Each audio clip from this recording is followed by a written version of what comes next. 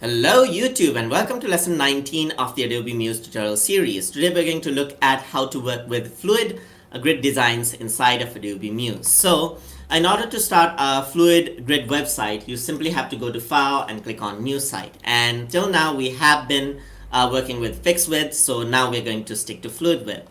Unlike fixed width, where the width is actually a fixed pixel, in fluid width you can actually set the max page width. So in our case, we are going to set around, let's say, 1000 max width page. And then column, usually I want to go with the multiplication of 4. So usually I do like 12, 8 or something like that. And in that advanced setting, you can see that you can also set minimum width and minimum height. For now, I'm going to set the minimum height to 600.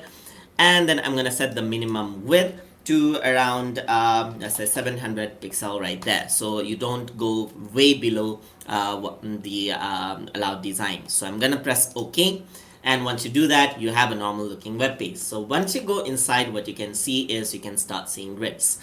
You can see that over here, this is the minimum with the grid, so you can actually squeeze it in and pull it out according to what you wish your design to be like.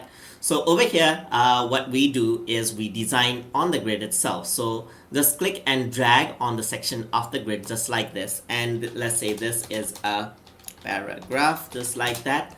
And then copy and paste this. So usually when we design in such a fashion, what we need to do is we need to make sure that when we actually contract the shape, it actually does not interfere with the design. So you have to squeeze in and pull it out. So if you have a lot of differences over on the grid section right here, then this will create a problem. That's why you should be very careful about this one. I'm going to copy and paste this out just like this, and I'm going to drag it onto this section right here, and then drag, let's say, keep in some designs. And then I want to make sure that I am on the grid itself while I'm doing it. So just drag it on to the end section right here and then put it over onto the side. I'm going to select all of it, put it down just like that. And you can see that everything snaps onto the place just like that. Okay, there you go. And then over here, I'm going to have another grid just like this. All right, there you go. And then onto the side just like this, drag into the grid, and then there you go. All right, so now preview the page in browser just like this, and there you go. There you have the full grid design.